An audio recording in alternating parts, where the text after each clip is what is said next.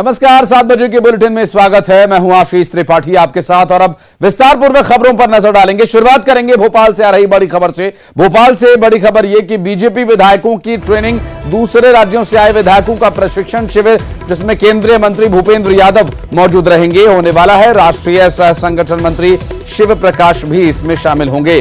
BJP विधायकों को training मिलेगी और ये ट्रेनिंग दी जाएगी आगामी चुनावों को देखते हुए।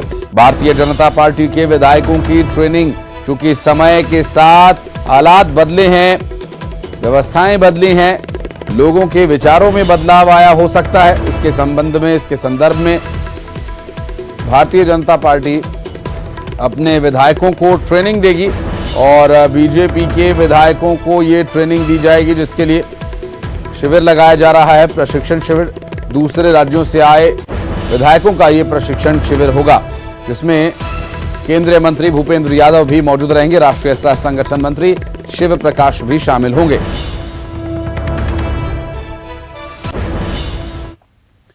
और छत्तीसगढ़ में हुए कथित कोल स्कैम को लेकर ईडी की ओर से हाईकोर्ट में रिट पिटीशन क्रिमिनल दायर किया गया। जिन्हें आरोपी बनाया गया उनके खिलाफ विधिवत कार्रवाई की मांग की गई। वहीं स्पेशल कोर्ट रायपुर में अभियोजन परिवाद दायर किया गया है। परिवाद 280 पन्नों का है। अभियोजन में 11 लोगों को अभियुक्त बनाया गया। मामले में 2 कांग्रेस विधायकों को भी आरोपी बनाया गया है। विधायक देवेंद्र यादव और चंद्रदेव राय को चार्जशीट में आरोपी बनाया गया है। साथ ही रायपुर की अदालत में रानू साहू के खिलाफ चार्जशीट पेश की गई है। जो कोयले वाले स्कैम को अग्रिम जो हमारा इन्वेस्टिगेशन आगे चल रहा था, उस इन्वेस्टिगेशन को आगे बढ़ाते हुए हमने निखिल चंद्राकर और रानू साहू, जो कि IAS अधिकारी हैं, उनकी गिरफ्तारी की थी। और गिरफ्तारी करने के बाद आज उनके विरुद्ध हमने उनके और 9 अन्य के विरुद्ध, निखिल चंद्राकर, रानू साहू और 9 अन्य के विरुद्ध एक अभियोजन परिवाद माननीय स्पेशल कोर्ट रायपुर के समक्ष प्रस्तुत किया है।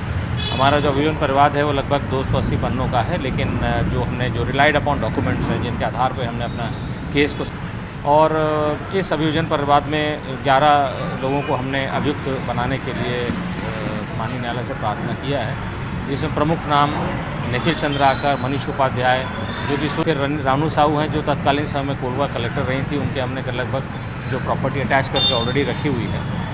और उसमें विधायक हैं 2, देवेंद्र सिंह यादव और चंद्रदेव राय, ये दोनों विधायक हैं। ये भी उसमें प्रमुख अभियुक्तों में हमारी प्रोसिक्यूशन कंप्लेंट में हमने उन्हें शामिल किया है। और टोटल अभियुक्तों की संख्या 11 है। और बिलासपुर से बड़ी खबर, इस वक्त की बड़ी खबर आपको बता दें, रेल यात्रियों की परेशानी एक बार फिर बढ़ गई है। बिलासपुर रायपुर से चलने वाली 4 स्पेशल ट्रेन रद्द कर दी गई हैं। 18 से 23 अगस्त तक 5 दिन के लिए ये ट्रेन रद्द रहेंगी। और ईस्ट कोस्ट रेलवे के संबलपुर रेल मंडल के संबलपुर अंगुल सेक्शन में दोहरीकरण का काम किए जाने के चलते ये ट्रेन रद्द की गई हैं। कुछ ट्रेनों को परिवर्तित मार्ग पर चलाने का भी फैसला लिया गया है। यात्रीगणों को समस्या हो सकती है क्योंकि रेलवे का रेल परिचालन में बदलाव किया गया है। रायपुर से चलने वाली कई ट्रेन रद्द की गई हैं और रेल यात्रियों की एक बार फिर परेशानी बढ़ सकती है।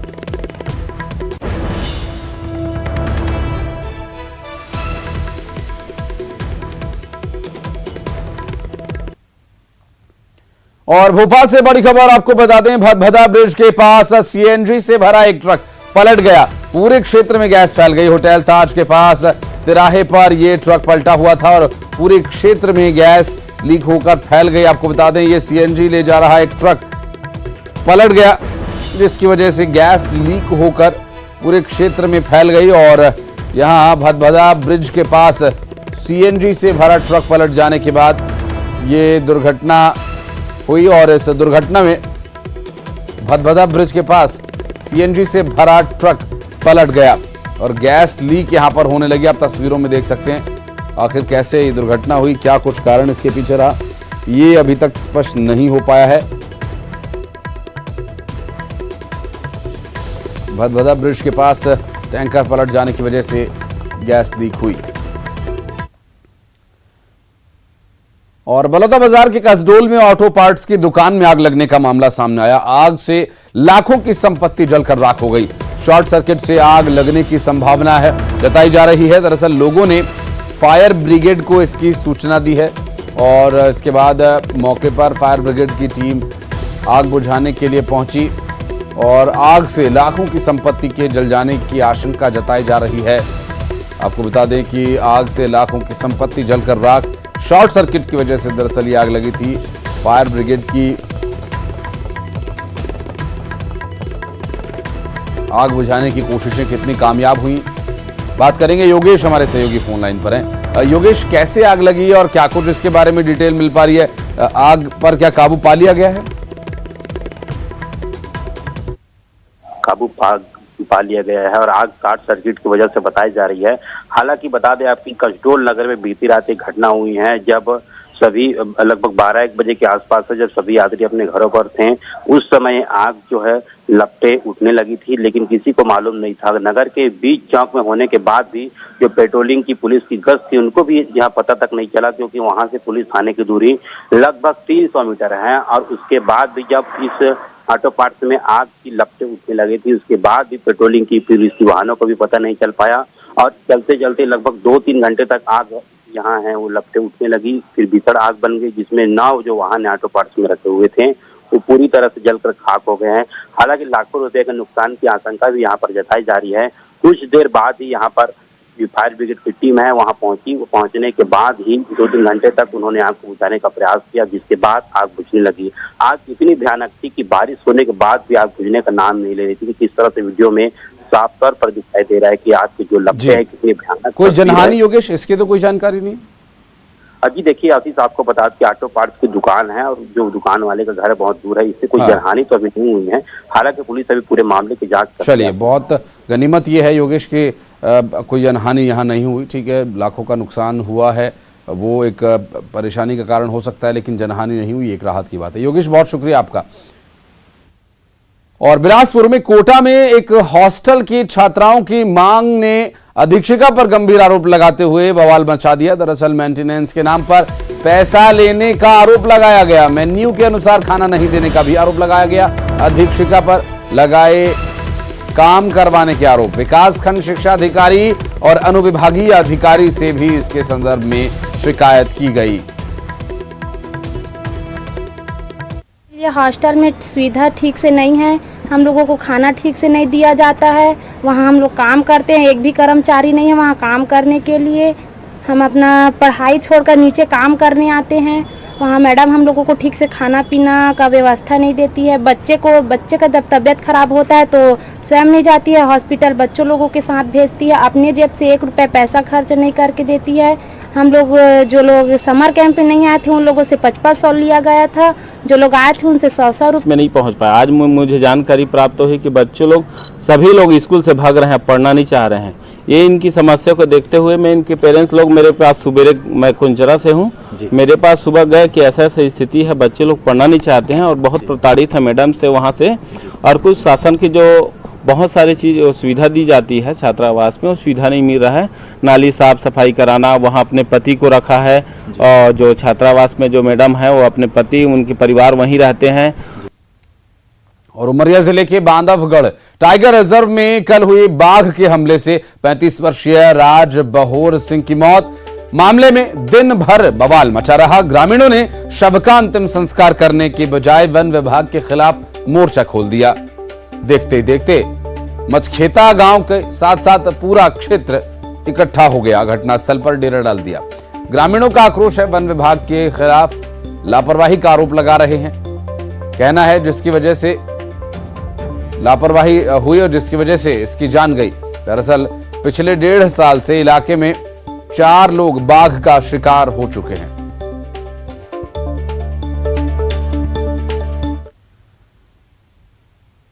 इंदौर में 15 अगस्त की दोपहर में भारतीय जनता युवा मोर्चा की तिरंगा यात्रा पर बाइक सवार 3 आरोपियों ने पेट्रोल बम फेंके थे। शांति भंग करने का यह प्रयास था। इस घटना में पुलिस के द्वारा तीनों के खिलाफ केस तो दर्ज कर लिया गया था, लेकिन 3 दिन बीत जाने के बावजूद भी पुलिस इनकी धरपकड़ नहीं कर पाई है। दरअसल तिरंगा यात्रा पर पेट्रोल बम फेंकने वाले तीनों ही आरोपियों की सीसीटीवी फुटेज पुलिस के हाथ लग चुके हैं, जिसमें आरोपियों के कुछ हद तक चेहरे भी दिखाई दे रहे हैं। बावजूद इसके अब तक 100 से ज्यादा कैमरा के सीसीटीवी फुटेज खंगाल लिए गए हैं, लेकिन पुलिस अभी पकड़ने में कामयाबी हासिल नहीं कर पाई है।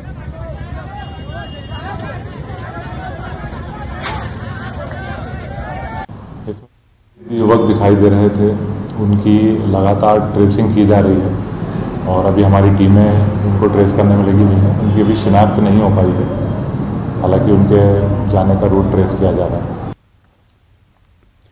और खरगोन जिले के बड़वाह में ओंकारेश्वर से अयोध्या जा रहे नर्मदेश्वर शिवलिंग का बड़वाह में भव्य स्वागत किया गया। स्थानीय विधायक सचिन बिरला और नगर पालिका अध्यक्ष राकेश गुप्ता की अगुवाई में लोगों ने पुष्प वर्षा कर स्वागत किया।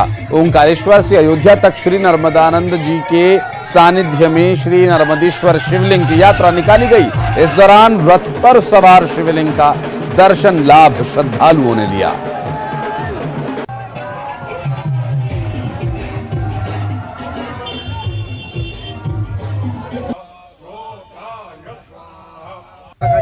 हम सब लोग परम सौभाग्यशाली हैं और अपने आप को धन्य भी मानते हैं कि माँ नर्मदा के तट पर हम लोग हैं और अयोध्या जी में भगवान श्री राम जी का जो भव्य मंदिर का निर्माण हो रहा है, वहाँ पर शिवलिंग की स्थापना, हमारे क्षेत्र से शिवलिंग जाकर वहाँ पर स्थापना होगी। नर्मदेश्वर महादेव वहाँ पर विराजित होंगे, जो भविष्य में अवधेश्वर महादेव कहलाएंगे। आज ईश्वर के प्रति बहुत ही कृतज्ञ हैं। हम सब लोग बहुत ही भाग्यशाली हैं जो ऐसा अवसर हमारे जीवन में आया है कि आज हमारे क्षेत्र से नर्मदेश्वर महादेव जो नरसिंह कुंड से निकले और बकावा में जिनको तराशा गया और करीब करीब महीने भर की जो पूजा पाठ अभिषेक के बाद में आज वो यात्रा के माध्यम से अयोध्या जा रहे हैं और अयोध्या के ग्राम पंचायतन में वो विराजेंगे। अयोध्या के जो परसों बरस से हिंदू आस्था का प्रतीक रहा, उस राम जन्मभूमि मंदिर के अंदर नर्मदेश्वर महादेव जब विराजेंगे तब वो अवधेश्वर महादेव कहलाएंगे। तो आज ऐसा शुभ प्रसंग हम सब लोगों के लिए आया जिसके हम सब लोग साक्षी रहे। इंदौर के चंदन नगर थाना क्षेत्र में 2 दिन पहले सिविल इंजीनियर की हत्या के मामले में पुलिस ने दोनों ही आरोपियों को जोबट से गिरफ्तार कर लिया। फॉर्च्यूनर गाड़ी से जा रहे सिविल इंजीनियर अतुल जैन की रॉन्ग साइड से आ रहे एक्टिवा सवार बदमाशों से कहासुनी हो गई थी, जिस पर बदमाशों ने चाकू से हमला कर दिया और इंजीनियर की मौत हो गई। पुलिस ने आरोपियों को पकड़कर क्षेत्र में उनका जुलूस निकाला, उनसे उठबैठ भी लगवाई और इस दौरान बदमाश लोगों से माफी मांगते नजर आए। हमारे थाना क्षेत्र में एक हत्या की घटना घटित हुई थी। इसमें 2 युवकों ने फॉर्च्यून सवार एक व्यक्ति का चाकू मारकर हत्या कर दी थी। अज्ञात में प्रकरण दर्ज किया गया था। उसमें विवेचना के आधार पर 2 अभियुक्तों को हम लोगों ने गिरफ्तार किया। और बुरहानपुर में एक ऑटो चालक ने ग्राम पंचायत का अनोखे ढंग से विरोध किया। दरअसल शहर के ऑटो चालक शहर पर गड्ढों की वजह से बहुत परेशान हैं और ग्राम पंचायत ने सड़क की मरम्मत तक नहीं करवाई, जिसके विरोध में बीच सड़क पर बैठकर ऑटो चालकों ने चंदा जमा किया। और ये वीडियो ग्राम पंचायत इमागिर्द के आजाद नगर का है, जहां सड़क पर बड़ी संख्या में गड्ढे होने पर पुलिया का निर्माण न होने से ऑटो चालक परेशान है। ऑटो चालक इसलिए भी परेशान है कि उनका ऑटो गड्ढे में बार बार फंस जाता है।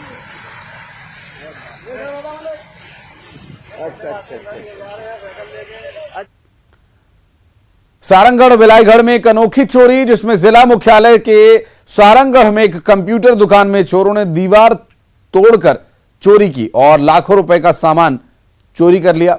चोरी के बाद वहां सॉरी भैया मेरी मजबूरी थी लिखकर चोर वहां से निकल गए। दरअसल पुलिस ने अज्ञात चोर के खिलाफ मामला दर्ज कर जांच शुरू कर दी है। कुमार साहू जो छोटे खैरा के निवासी हैं, उन्होंने सारंगढ़ बाजार टांड के पास में कंप्यूटर का दुकान खोला था, जिसमें कंप्यूटर पार्ट्स रखे हुए थे और प्रिंटर के पार्ट्स रखे हुए थे, जिसके यहाँ 15 से 16 तारीख के दरमियानी रात में चोरी की घटना कारित हुई है। इस संबंध में हमको सूचना प्राप्त होते ही हमने प्रार्थी की रिपोर्ट पर 457-380 IPC का अपराध पंजीबद्ध किया हुआ है और इस संबंध में हमारे द्वारा डॉग स्क्वाड और वरिष्ठ अधिकारियों द्वारा मौका तस्दीक किया जाकर अज्ञात चोरों के संबंध में पतासाजी की जा रही है। देश की राजधानी दिल्ली में फूड फेस्टिवल का आगाज हो चुका है और यह फेस्टिवल 18 से 20 अगस्त तक चलेगा। फूड फेस्टिवल में छत्तीसगढ़ी व्यंजनों जैसे चीला, फरा, बोरेबासी की धूम है। अगर आप छत्तीसगढ़ी व्यंजनों के शौकीन हैं तो अगले 3 दिन तक इसका लुत्फ उठा सकते हैं और भी आपको खाने के लिए अच्छे वहां पर पकवान मिल जाएंगे। और दिल्ली में ये फूड फेस्टिवल चल रहा है जहां आप जाकर छत्तीसगढ़ी व्यंजन और भी कई तरह के व्यंजन का आनंद ले सकते हैं।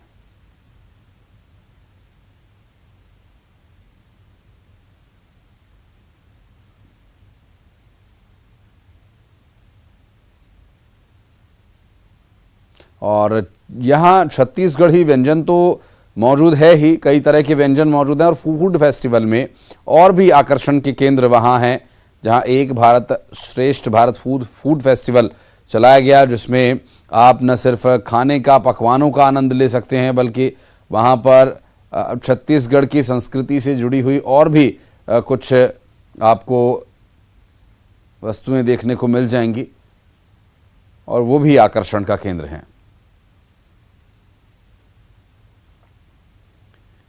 और अब खबरें 25 सेकंड्स में।